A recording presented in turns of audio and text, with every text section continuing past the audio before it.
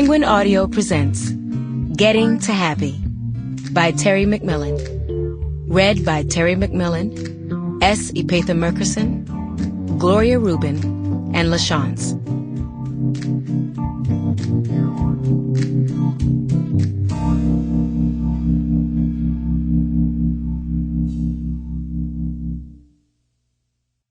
The deep end. Are you sure you don't want to come to Vegas with me? My husband asked for the second time this morning. I don't want to go, for two reasons. First of all, it's not like he's inviting me for a hot and heavy weekend where I'll get to wear something snazzy and we'll see a show and casino hop and stay up late and make love and sleep in and order room service. Not even close. It's another exciting trade show. Isaac builds decks, fences, gazebos, and pergolas. And as of a few months ago, playhouses. He's in love with wood. Can I help it if I don't get worked up hearing about galvanized nails or color-clad chain links and breakthroughs and screws and joists?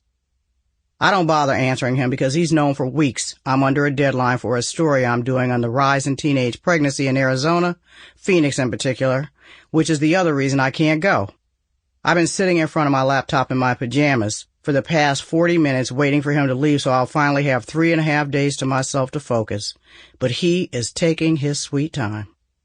I didn't hear you. He's looking for something. I dare not ask what. You'd have the room all to yourself for most of the day. You could still work. You know that's not true, Isaac.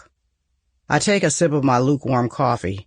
I've been to so many of these conventions trying to be the supportive wife, but I always get stuck with the wives, most of whom just want to sit around the pool all day reading romance novels or People magazine while they sip on margaritas and eat nachos, or linger in the malls for hours with their husband's credit cards, trying on resort wear for the cruise they're all going on in the near future. I'm not crazy about cruises. I went on one with Mom and my sister, Sheila, and those long, narrow hallways gave me the creeps because I've seen too many horror movies where the killer jumps out of the doorway and pulls you inside. After 2 or 3 days of being out in the middle of the ocean with no land in sight until you wake up not knowing what country you might be in front of, by day 4, I was ready to jump off our balcony and backstroke home. And then there are those obligatory convention dinners. I sit there in one of the hotel ballrooms at a table full of contractors and their now gussied up wives, trying to be sociable. But I was basically making small talk since they never discussed anything that might be going on in the world.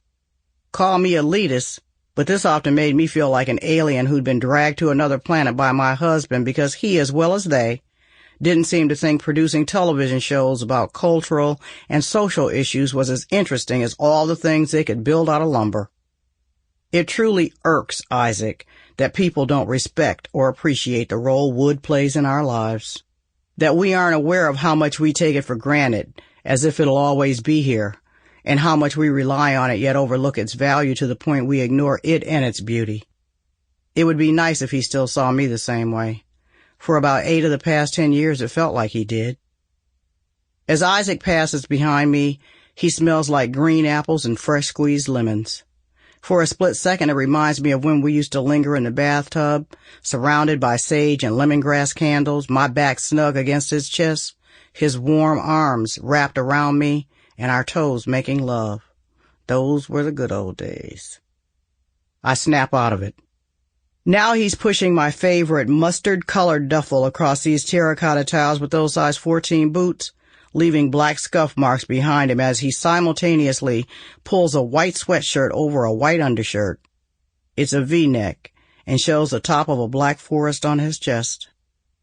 If I could, you know I would, I say while checking my email. Of course, there are back-to-back messages from Reuben, a joke I don't bother to read, and an attachment about a new motionless exercise she told me and Gloria about last week that almost had us choking from laughter.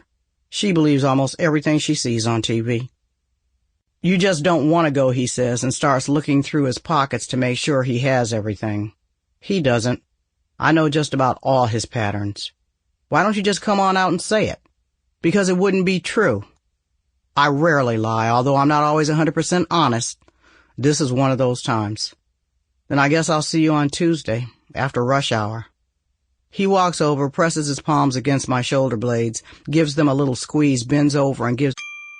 Sample complete. Ready to continue?